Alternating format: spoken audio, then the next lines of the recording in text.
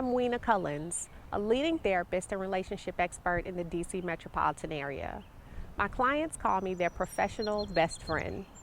For over 15 years, I've been helping people through some of the messiest personal and relationship issues. So everywhere I go, someone's always stopping to ask me one quick question. Today is no different. I just received this direct message from a woman named Eve. Let me fill you in. Weena, I have had one bad relationship experience after another. A guy that works in my building expressed an interest in getting to know me on a deeper level a few months after I had ended a pretty unhealthy relationship.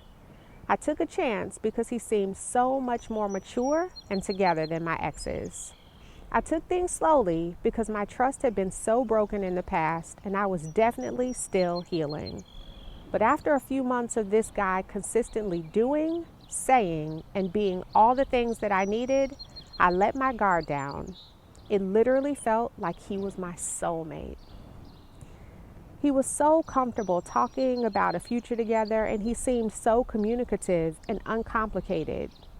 There I was, open and vulnerable again, when a shift happened. He started canceling plans and being less available.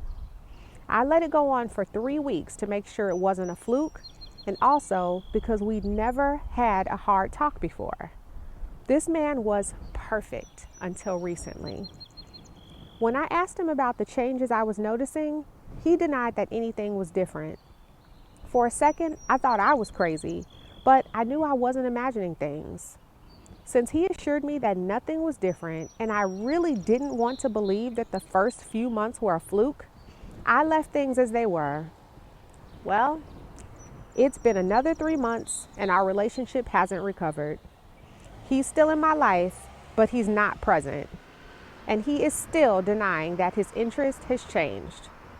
The lack of consistency makes me question myself and feel so anxious about what's going to happen next.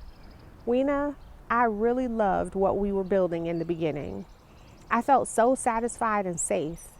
The thought of giving up on my potential soulmate keeps me hanging around in case he shifts back. I hate to even ask the question, but could he be an imposter?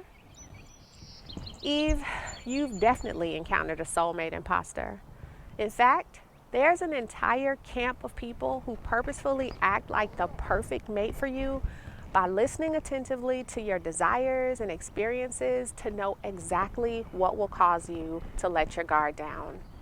You may have felt like you were initially in sync with this person about everything, from your favorite foods and hobbies to how many kids you want to have. It's likely that they complimented you and made you feel seen and heard and safe.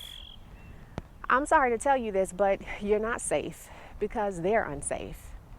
In the beginning, you may have believed this was the most mature and compassionate person you'd ever dated. But now I'm afraid you're seeing the truth. Your partner lacks the emotional awareness and genuine empathy to consistently keep up what he started. And it usually gets worse from here, not better. Another name for a soulmate imposter is a covert narcissist. Covert narcs use manipulation to get what they want. They can come on quite strong in the beginning, but will emotionally or physically abandon a partner that no longer meets their needs. There are 3 phases they usually cycle through in relationships: idealization or love bombing, devaluation, and discarding. It sounds like you've experienced the love bombing and are in the devaluation phase as we speak. In this phase, a narc will slip into a pattern of behavior that you have never seen from him or her before. You'll want to hold on to the image he portrayed in the first phase of your relationship, but the truth is that he's moved on.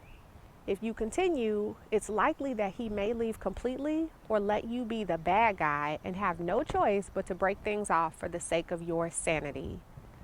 Here's some helpful guidance that I want you to consider ASAP. Number 1, don't allow the hope of returning back to day one keep you from seeing the truth about your present reality. You aren't satisfied, and you deserve to be. Number 2, set some new boundaries. Giving all of yourself and not having that reciprocated is unsafe. And number 3, stop obsessing over the shift. Get back into a healthier space within yourself by not internalizing the problem. I cannot stress enough that while you were showing up as your authentic self, your partner had motives that you were not aware of. Don't feel guilty about letting your guard down. Be thankful that the mask came off before you went any further in the relationship. Lastly, Eve, don't give up. I know you're probably doubting that a safe, consistent, and passionate love exists for you, but it does. I'm certain of this because you're able to be that person. So there are definitely others out there patiently searching for their own kind. Until then, don't doubt your intuition when you encounter a soulmate imposter. Remain optimistic when you see potential, but move cautiously at the start of any relationship so you can save your strength for true love. Eve, you probably have a lot of questions about covert narcissism. If you've never heard of it before, I encourage you to go online and read more about narcissism in general.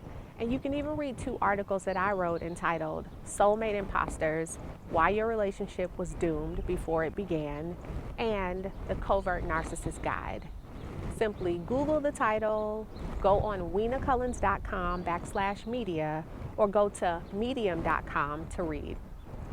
These relationships can take a lot out of you, and you may need to learn more ways to heal so you can be your best self.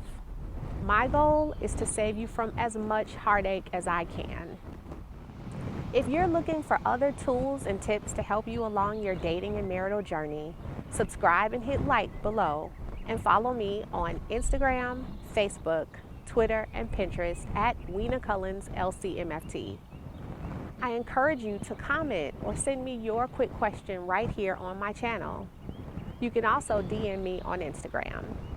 If you're in the Maryland, D.C. area, you can always schedule an appointment online at weenacullins.com to come see me in person.